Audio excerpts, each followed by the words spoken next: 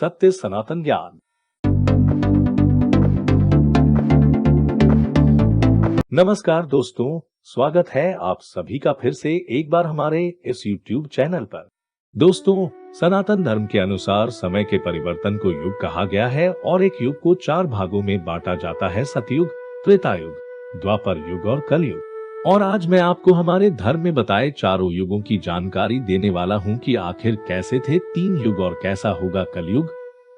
हम सब जानते हैं, वेदों और पुराणों का पूर्ण अनुवाद नहीं किया जा सकता क्योंकि इसमें इस्तेमाल संस्कृत का पूरा ज्ञान अब शायद किसी के पास नहीं है, लेकिन हम इसकी आसान और तार्किक अनुप्रयोग करने की कोशिश करते हैं।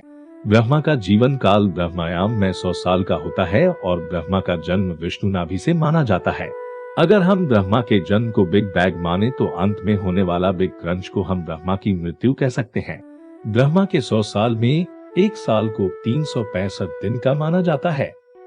हर दिन को 2 भागों में बांटा जाता है, यानी एक भाग दिन और एक भाग रात। इस तरह एक भाग को एक कल्प कहा जाता है, यानी एक दिन में 2 कल्प हुए। ब्रह्मा के एक कल्प में 14 मनु अवतार होते हैं। इस समय हम 7वें मनुवतार में हैं। एक मनुवतार में 71 महायुग होते हैं।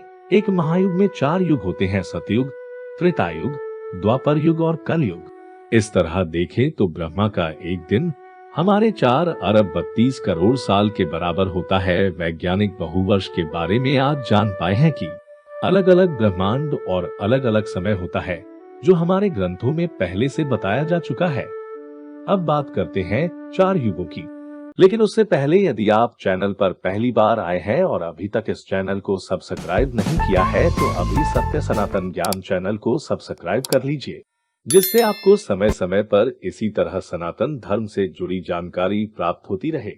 तो सबसे पहले आता है सतयुग, जिसे सच्चाई का युग कहा जाता है। इस युग में झूठ नहीं होता क्योंकि इंसान मानसिक स्तर को श्रेष्ठ बना लेते हैं, जिस कारण बात करने के लिए बोलने की जरूरत नहीं रहती।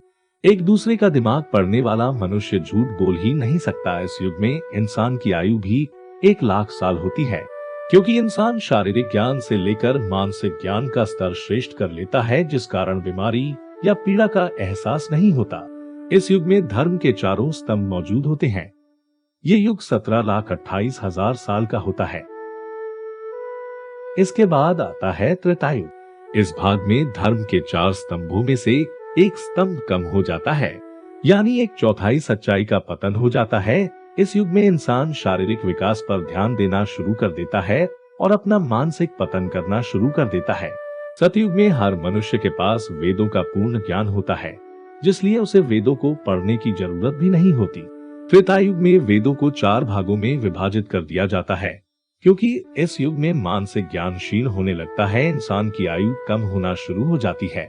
इंसान की आयु 10,000 साल रह जाती है। इसी युग में शक्ति के लिए राज्यों का निर्माण होना शुरू हो जाता है। इस युग की आयु 12,96,000 साल होती है। इसके बाद आता है द्वापर युग। इस युग में धर्म के 4 स्तंभों में से सिर्फ 2 ही स्तंभ रह जाते हैं, यानी इस युग में धर्म और अधर्म बराबरी पर चलना शुरू हो जाते हैं। इस युग में शारीरिक शक्ति का ही विकास किया जाता है। मानसिक ज्ञान बहुत ज्यादा कम रह जाता है। मानसिक ज्ञान न होने के कारण इस युग में बीमारियां भी हावी होना शुरू हो जाती है। मनुष्य का जीवन 1000 वर्ष तक रह जाता है। इंसान मानसिक ज्ञान खो चुका होता है। इस कारण झूठ और लालच बहुत ज्यादा बढ़ जाती है। शक्ति के लिए युद्ध होते हैं। जिस तरह सतयुग और त्रेता युग में मानसिक शांति होती है, इस युग से ईर्ष्या हावी हो जाती है। इस युग में कुछ महापुरुष ज्ञान रखते हैं जो धर्म को बचाए रखते हैं। ये युग 8,64,000 साल का होता है। इसके बाद आता है कलयुग, जिसमें धर्म के 4 स्तंभों में से सिर्फ एक ही स्तंभ रह जाता है, जिस कारण धर्म पर भी हावी होने लगता है। इस युग के पहले 10,000 साल को कलयुग के सबसे बेहतर समय के रूप में देखा जाता है, लेकिन उसके बाद का समय सबसे ज्यादा बुरा आता है। शारीरिक विकास को ही सबसे अच्छा समझा जाता है।